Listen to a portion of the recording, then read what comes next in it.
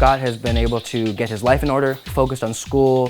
He doesn't have Allison distracting him, so he's just fully focused on school and being a good son, a good friend, a good student.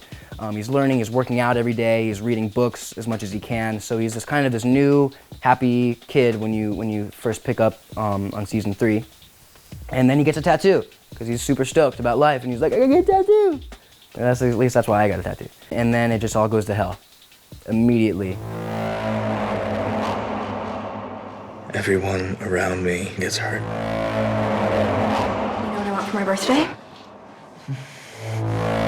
As of right now, Scott and Allison are taking things super slow. They're not, they have no contact with each other at all because they're doing good. When they were together, there was all this crazy stuff happening and they didn't need that extra amount of stress, you know?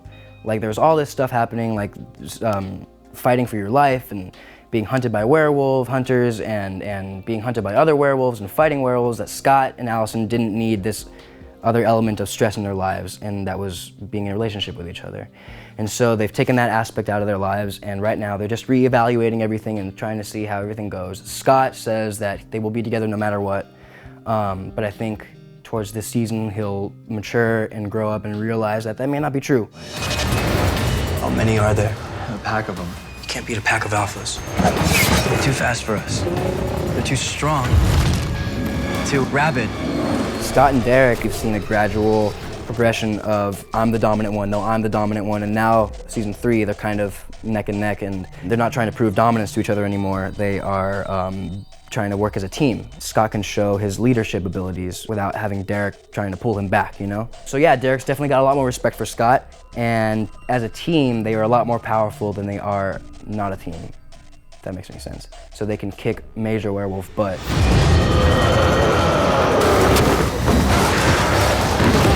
Don't you realize what you're dealing with? You can't quite tell who's evil and who's not. You first assume that everyone's evil in the Alpha Pack, and that may be true. There may be people trying to pretend they're nice, in turn to be evil to you, so they can get close to you. So there's a bunch of crisscrossing. If we were an agent show, there'd be a bunch of double agent stuff happening. But we're not an agent show, so there's just a bunch of mean werewolves, and that's it.